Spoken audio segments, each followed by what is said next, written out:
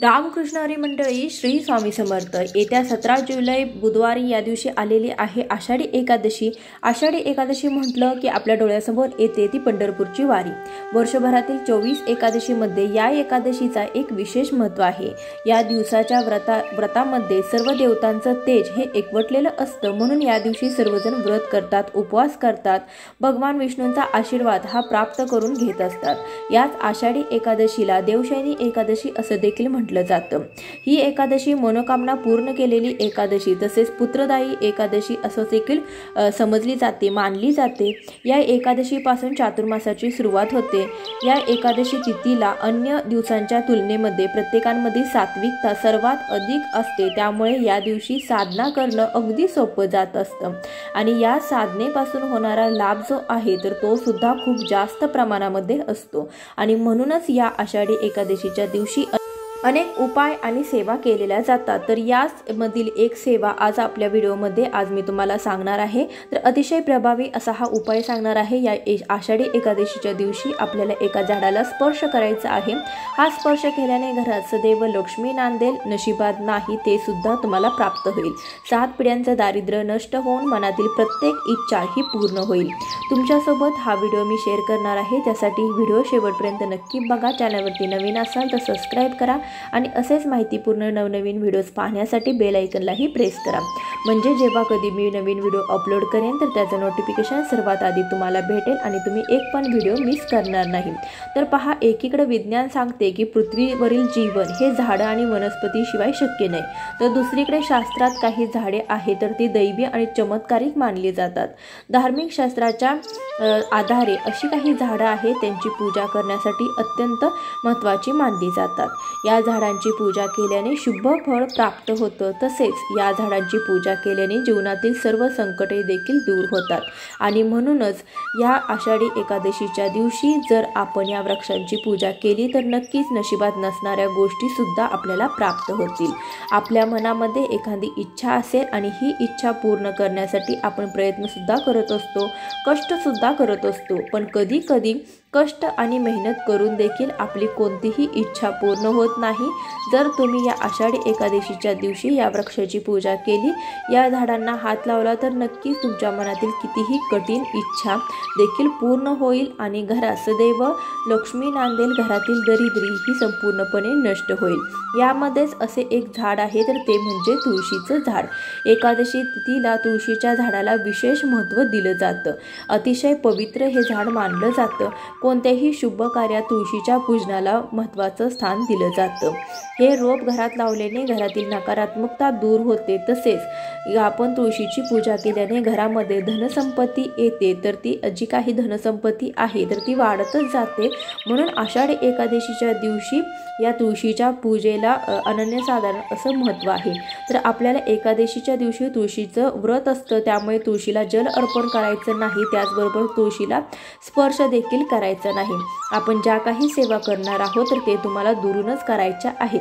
तर तुम्हाला काय करायचं आहे, हळदी कुंकू थोडंसं पाणी टाकून मिक्स करायचं आहे। तुळशीच्या वृंदावनावरती आपल्याला एक स्वस्तिक काढायचं आहे। त्यानंतर तुळशी मातेला एक शुद्ध तुपाचा दिवा देखील लावायचा आहे। तसेच ज्या कुंडीमध्ये तुम्ही हे रोप लावलेलं आहे त्या कुंडीला हळदी कुंकू अक्षदा अर्पण करायच्या आहेत। तुम्हाला मनातील इच्छा फक्त व्यक्त करायची आहे। त्यानंतर या तुळशीला तुम्हाला 11 प्रदक्षिणा मारायच्या आहेत। या प्रदक्षिणा करत असताना ओम नमो भगवते वासुदेवाय नमः या मंत्राचा जप करायचा आहे। या प्रदक्षिणा करून झाल्यानंतर तुमचा उजवा हात तुळशी वृंदावनावरती लावून तुम्हाला तुमच्या मनातील इच्छा व्यक्त करायच्या आहेत। जी पण तुमची इच्छा असेल तिला तुम्हाला तिथे व्यक्त करायचे आहे। एकादशीच्या दिवशी तुळशीमध्ये दैवी शक्ती ही खूप जास्त प्रमाणात जागृत असते आणि त्यामुळेच या दिवशी जर तुम्ही तुळशीची अशा पद्धतीने पूजा करून वृंदावनाला हात लावून जर तुमची इच्छा व्यक्त केली तर 100% तुमची इच्छा ही पूर्ण होत असते। त्याचबरोबर भगवान विष्णूंना दुसरं झाड जे अतिप्रिय आहे ते म्हणजे केळीचं झाड। हिंदू धर्मामध्ये अतिशय शुभ केळीच्या वृक्षाला मानलं जातं। या झाडाला भगवान विष्णूंचं प्रतीक देखील मानलं जातं। या झाडाची जर आपण पूजा केली तर बिघडलेली कामे देखील पूर्ण होतात, त्याचबरोबर रखडलेली जी कामे आहे ते देखील पूर्ण होतात। भगवान विष्णूंची विशेष कृपा आपल्यावरती होत असते, त्यामुळे या दिवशी या झाडाला आपण जल अर्पण करायचं आहे। त्यासोबत तुम्हाला या झाडाखाली एक शुद्ध गाईच्या तुपाचा दिवा लावायचा आहे। या झाडाला तुम्हाला हळदी कुंकू अक्षता अर्पण करायच्या आहेत, प्रदक्षिणा करायच्या आहेत। 11 किंवा 108 प्रदक्षिणा करू शकता। प्रदक्षिणा करत असताना ओम नमो भगवते वासुदेवाय नमः या मंत्राचा जप करायचा आहे आणि त्यानंतर आपला उजवा हात लावून तुम्हाला तुमची जी काही इच्छा आहे तर ती व्यक्त करायची आहे।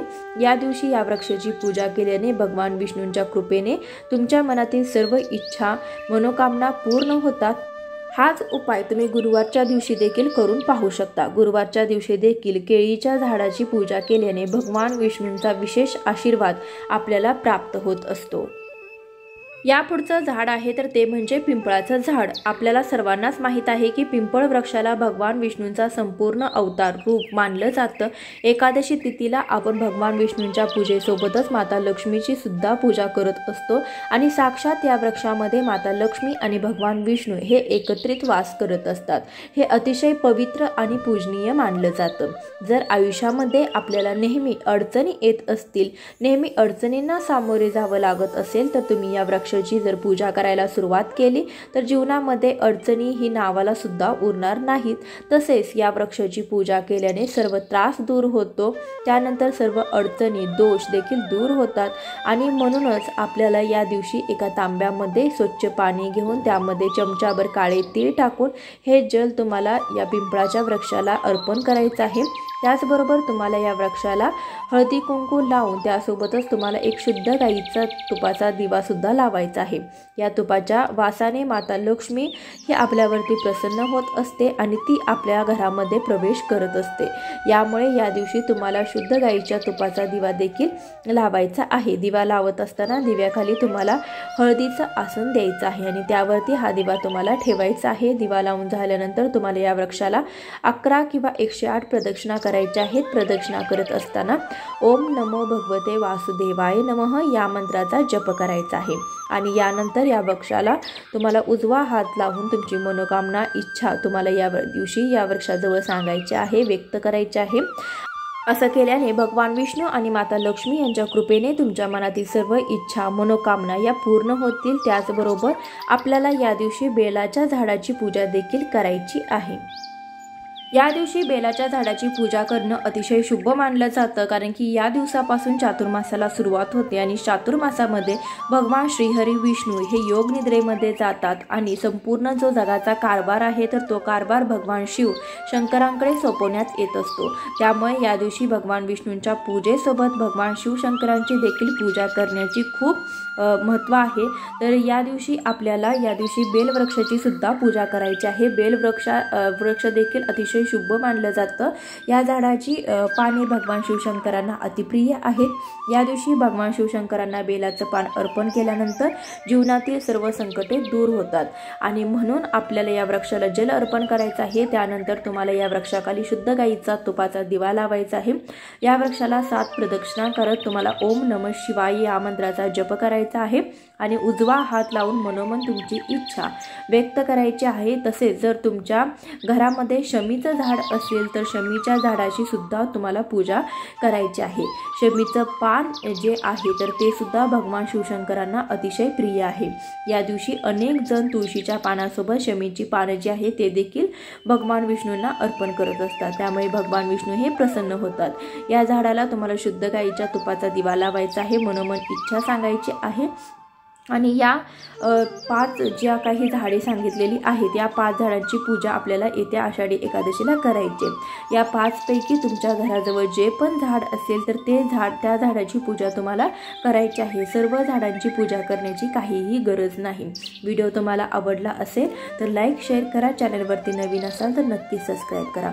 भेटूया अशाच एखाद्या व्हिडिओसोबत, तोपर्यंत श्री स्वामी समर्थ, रामकृष्ण हरी।